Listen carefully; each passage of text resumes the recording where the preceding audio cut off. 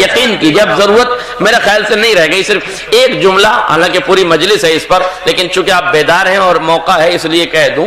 کہنے والے نے یہ اعتراض کیا تھا نا، رشدی نے اعتراض کیا نا، سمجھ رہے ہیں آپ کہ صاحب قرآن مجید تو اسی زمانے کے لیے محدود تھا، 1400 سال پہلے عرب کے لیے آیا تھا، عرب کے معاملات ختم، اب قرآن کو بھی نعوذ باللہ اس کی زبان میں ختم ہو جانا چاہیے، اس لیے کہ قرآن قیامت تک کے لیے تھوڑی ہے. اچھا جو کہہ رہا تھا نا قیامت تک کے لیے نہیں ہے، آیتوں نے اسی کو آئینہ دکھانا شروع کر دیا. آج میرا جملہ واضح ہو جائے، اسی کو آئینہ دکھانا شروع کر دیا. جو کہہ رہا تھا کہ قرآن قیامت تک کے لیے نہیں ہے، اب آیتیں اسی کو آئینہ دکھا رہی ہیں. تبت یدا ابی لہب وتب، ہلاکت ہے کس کے لیے؟ ابو لہب کے لیے. ابو لہب کون تھا؟ رسول کا چچا تھا. نہیں توجہ کی. اس کا مطلب یہ کہ غلط ہو تو خون کا رشتہ بھی قابل لعنت ہے. میرا جملہ واضح ہو جائے. ارے رسول کا چچا ہے، رسول کا. آپ رضوی کی بات کر رہے ہیں، یہ رسول کا سگا چچا ہے. رضوی تو نہ جانے کتنی پشتوں کے بعد ملے گا، یہ تو ڈائریکٹ ہے. نہیں توجہ کیا آپ نے. اور دوسری آیت ظفر بھائی اس سورے کا ترجمہ کر لیجیے، تو صرف ترجمہ ہی کافی ہے، مجھے پڑھنے کی ضرورت ہی نہیں ہے کہ ابو لہب کون ہے. عبد العزا ابو لہب یہ کون تھا؟ یہ نبی کو تبلیغ نہیں کرنے دیتا. لفظ اور بدلوں، یہ نبی کے مزاج سے ہم آہنگ نہیں تھا. یعنی آسان کر دوں، یہ نبی کی مانسکتا پر اعتراض کرتا تھا. اب اس سے زیادہ تو میں کھل کے نہیں پڑھ سکتا نا. اس کو نبی کی مانسکتا پسند نہیں تھی. حالانکہ میں بتا سکتا ہوں کہ کس کو نبی کی مانسکتا پسند نہیں ہے. یہ کہنا کہ خدیجہ کی دولت کے چکر میں لالچ کی دی تھی، احمق نے اپنے جیسا سمجھا ہے کہ عہدے کے چکر میں دین بیچ گیا. عہدوں کے چکر میں دین بیچنے والے اور ہیں. دولت جن کی دہلیز پر سجدہ کرے اسے محمد کہتے ہیں. پیغام عقد خدیجہ کو پیغمبر نہیں بھیجا ہے، خدیجہ نے بھیجا ہے.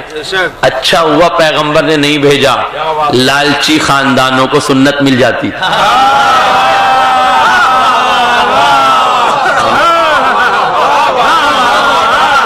دولت کے لٹیرے خاندانوں کو موقع مل جاتا. ابھی تو خالی دولت ڈھونڈتے ہیں، بعد میں ڈھونڈ کے سنت کا تمغہ لگ جاتا. نبی نے سارے لالچی دولت پسندوں کو پیچھے کر دیا. لالچ میں شادی کرنے کی ضرورت نہیں ہے، میں لالچ میں نہیں گیا ہوں. نبوت دولت کے قدموں میں نہیں گئی ہے، دولت نبوت کے قدموں میں آئی ہے. اور رؤسائے عرب تو پیغام لے کے جا ہی رہے تھے. یہ خدیجہ کو یتیم عبداللہ میں کیا دکھا جو یہاں آ گئی؟ وہ بتا رہی تھی رؤسائے عرب کی دولت ختم ہونے والی ہے، ان سے زیادہ تو میرے پاس ہے، مگر جو محمد کے پاس ہے وہ کبھی ختم ہونے والا نہیں. اس لیے مزاج عرب کو بدلا ہے خدیجہ نے، تہذیب عرب کو نبی نے بدلا، مزاج عرب کو خدیجہ نے بدلا. میرا موضوع نہیں ہے کہ میں اس طرف جاؤں، لیکن صرف اتنا بتانا چاہتا ہوں کہ آیت پڑھ لیجئے. تبت یدا ابی لہب وتب، ہاتھ ٹوٹ جائے، غارت ہو جائے، ختم ہو جائے. کون؟ ابو لہب ہلاک ہو جائے. کون ہے ابو لہب؟ گستاخ رسول. کون ہے ابو لہب؟ شاتم رسول، رسول کو برا کہنے والا، گستاخی رسول کرنے والا. یہ سمجھ رہا تھا کہ آیت 1400 سال پہلے کی ہے، اسے کیا پتا اس کے لیے بھی آیت ہے. میرا جملہ واضح ہو جائے.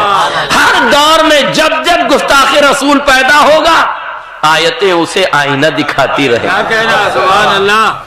ما اغنا عنہ مالہ وما کسب، نہ اس کا مال و دولت کام آیا، نہ اس کے کمائے ہوئے عہدوں اور منصب کام آئے. اب کچھ بچا ہے اس آیت کے ترجمے میں؟ ما اغنا عنہ مالہ وما کسب، نہ اس کا مال و دولت کام آیا، وما کسب، اور جو کچھ اس نے کمایا تھا، یعنی عہدے پہ بیٹھ کے جو لوٹا تھا وقت کا مال، نہ وہ کام آیا، نہ کسی زعفرانی کی گود میں بیٹھنا کام آیا.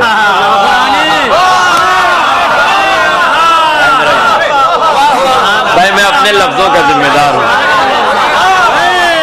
میری مجبوری मजबूरी है, मैं चाहता हूँ खिताबत की उम्र कुछ बढ़ जाए, इसलिए जरा सा एहतियाती है मेरे लफ्जों में, महसूस कीजिए।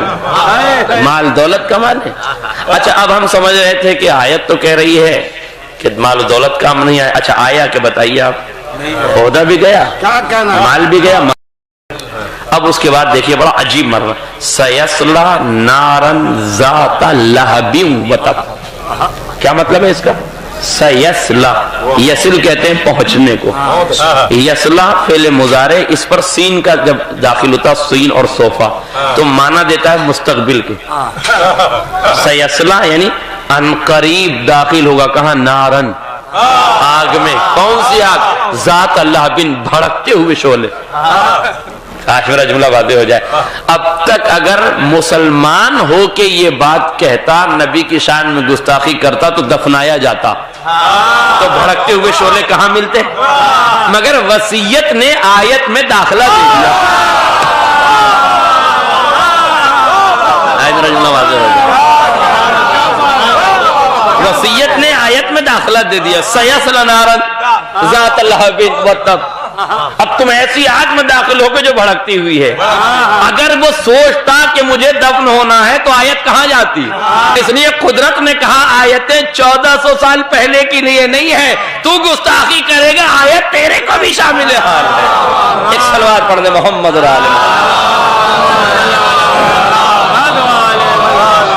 जब इंसान की रूह पस्त हो जाती है तो उसे दुनिया ही में अजाब की आयतें दिखना शुरू हो जाती हैं, और जब रूह बुलंद होती है, तवज्जो कीजिएगा, तो जिस्म को कुर्बानियां दी जाती हैं। मेरे अज़ीज़ों, दौलत के चक्कर में रूह को बेचने का मतलब यह है कि जिस्म को आप प्रायोरिटी दे रहे हैं, अहमियत दे रहे हैं, और रूह को कम कर रहे हैं। करबला ने सिखाया रूह को अहमियत दो, जिस्म